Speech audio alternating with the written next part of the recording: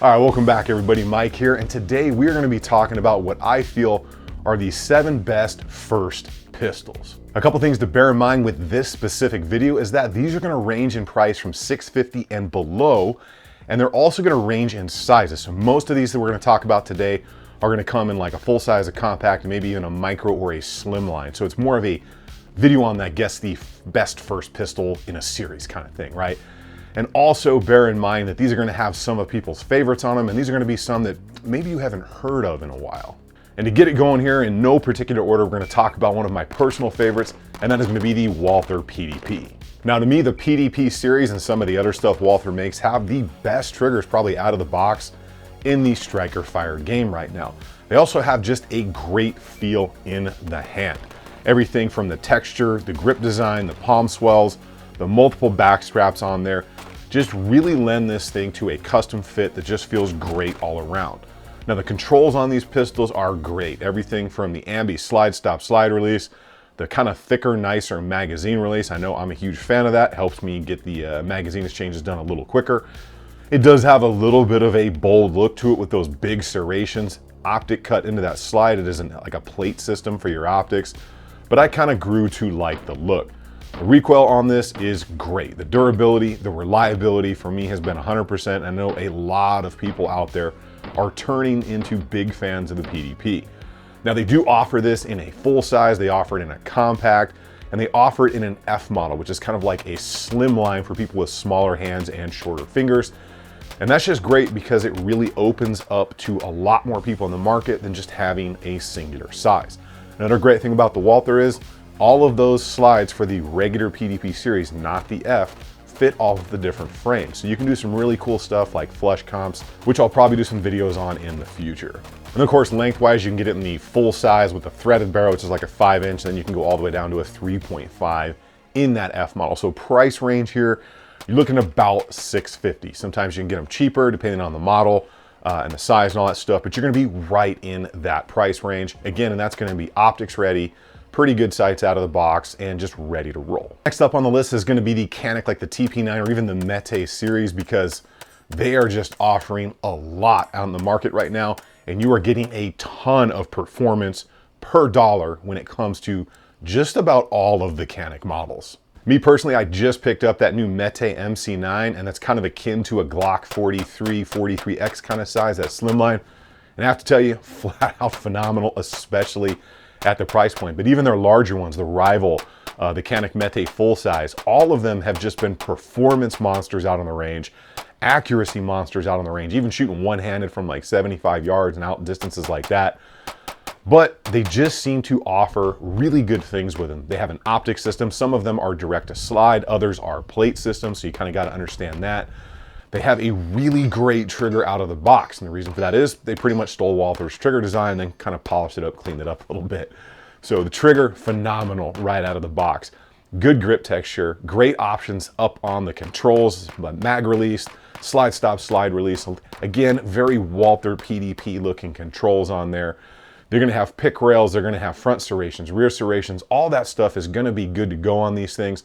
The one thing to watch out for is the original TP9, like the SFX, had like a helicoil design in the top of the slide, which is an insert with threads in it, and then you screw your optic onto that. And those failed quite a bit. If you look at the forums online, I know a couple of friends that had them fail, but all the other stuff that's direct to slide seems to be super solid. And again, these are gonna come across that size spectrum from the full size, like 5-inch competition model, all the way down to that new slim line, the Mete MC9, which I personally picked up for, I think it was $399 and it was like $420 out the door with taxes or something.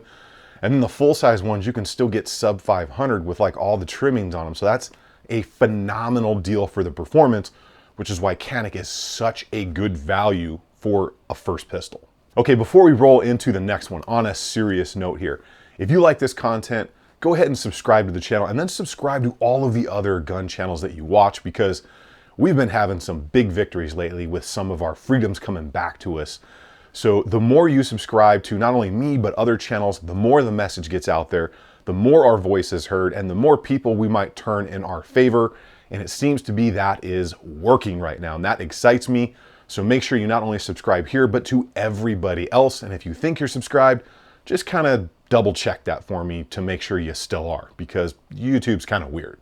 Now this next one's gonna make all of you hipsters out there happy, and that's gonna be the CZ P10 series. I am a huge fan of this series of pistols because they seem to be extremely durable, reliable, and they've got a ton of good stuff.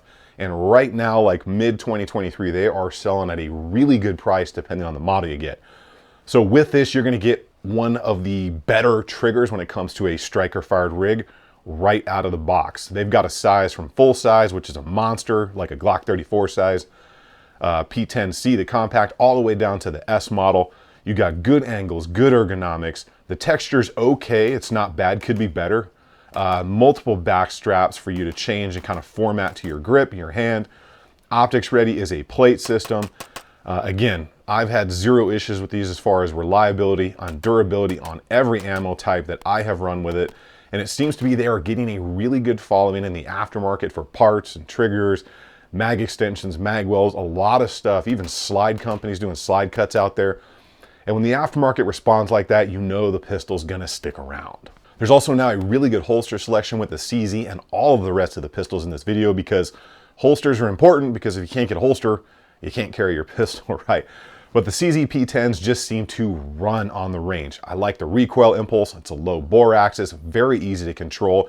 You can run them fast, you can run them slow, you can run them any way you want. They are very akin to a Glock or a Smith & Wesson M&P for how they run on the range. So price-wise, these things are kind of all over the place right now, depending on the model.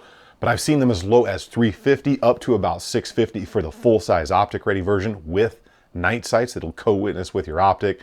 And that's pretty cool. Plate system for the optic there, so you can run every kind of optic that you want on there should you choose. But again, the P10 series just seems to be a great value. And again, those slides will go back and forth from frame to frame. All right, now this next one, you may not even know this company is making pistols, and that's gonna be the Mossberg MC2C and the MC2SC. So they have a compact and a subcompact. And really, to me, this pistol is almost criminally underrated because it's just very solid, especially for the price point. You get really good options here. The grip texture is great. The size is awesome for concealed carry because it is a super thin design, and I think literally just one of the best overall values in the market. Decent trigger out of the box. It's been 100% reliable for me, no matter what ammunition I was using. There's a lot of Glock inspiration in this pistol from the trigger bar and some other things going on inside. If you know what to look for, your Glock armor, you'll see it right away. Optics ready, direct to the slide, which is the best way to mount an optic, and it's going to be in the Shield RMS pattern. This one is just a real sleeper, and like I said, since most people forget that Mossberg is actually making pistols, this is just an outstanding deal, because I've seen these things out there anywhere from $350 to $550 with the version with night sights and all that stuff. So that is an exceptional value for what's turning out to be a great pistol that feels good, and runs reliable, and seems to be very durable in at least all of my testing and all the stuff that I've seen out there online.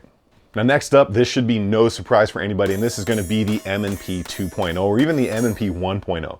So again, we are crossing the size spectrum here with these. You can get the Shield Plus, a compact, a subcompact, a full size, a 5-inch performance ported version. Smith has like everything you could want in a pistol lineup, which is awesome.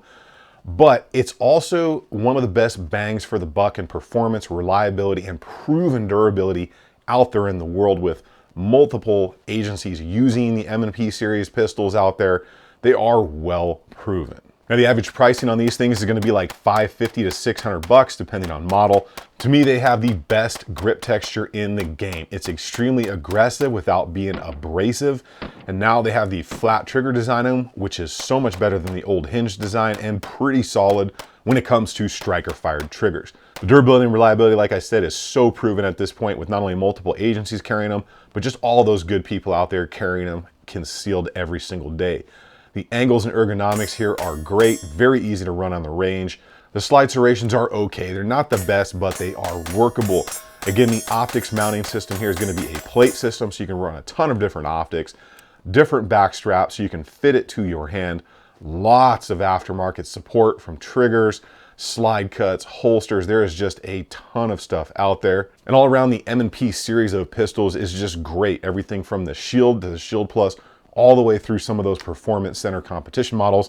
Each one of them just brings something different to your hand when you're out there on the range. And here we go with another one that is criminally underrated, and that is going to be the Beretta APX A1 series. These are just a great overall value with how they come right out of the box. The Beretta APX A1 has great angles, good grip texture, multiple back straps, decent trigger out of the box. It's based on a chassis system design, so if you bang up your grip module, you can swap it out for another.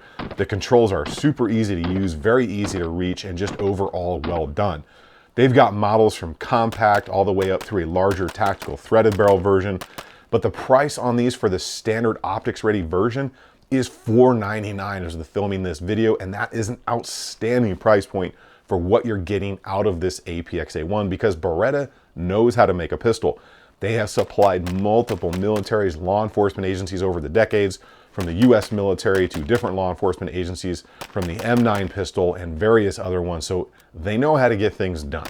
And the reliability, durability, and just the range performance of these APX A1s that I've been able to test so far has just been great. And at the price point and the modular optics system that they have with the plate system as well is just fantastic to get you into a pistol at a really great price, get you on the range with something that's going to last you years. Now, I am going to have an honorable mention at the end, but we have to talk about the Glock, right? I would be criminally remiss in my duties if I didn't talk about the Glock, whether it's the 17, the 19, 43X MOS, the 45, the 47. Glock has a ton to offer. Now, she may not be the most refined thing in the world, but she's like that Honda Civic stick shift you had in high school. Without lube, without maintenance, it's just gonna run forever and probably be one of the most boringly reliable and durable pistols that you can get on the market today. Glock runs that size spectrum, everything from a 43, which is like a micro slimline, all the way up to like a 17 long slide, 34, and then higher caliber stuff as well. So there's a ton of offerings from Glock. They've got something that will probably fit you size-wise. Now, ergonomically may not be the best, but again, it will get the job done on the range. Reliability and durability is probably going to be 100% as long as you are using good ammo. They have a modular optic plate system, interchangeable back straps depending on the generation you get, and there's a just plethora of aftermarket parts for the Glock. It's just everything you can imagine, magwells, slides, barrels, custom slide work. If you want it, you can probably get it for a Glock, and I've often said your grandma probably has some Glock parts up in her attic. And I actually think the 19 is the most widely pistol carried in the world right now. You can check me on that, but I know they've outfitted tons of military, tons of law enforcement agencies all over the world, US military, foreign militaries, and I think a pretty overwhelming majority of police departments are carrying Glock, and then just all of those good people out there carrying concealed on a daily basis or having fun at the range. The trigger on the Glock, I think we can all admit, is nothing special, but again, has that boring reliability to it. It's gonna work every single time.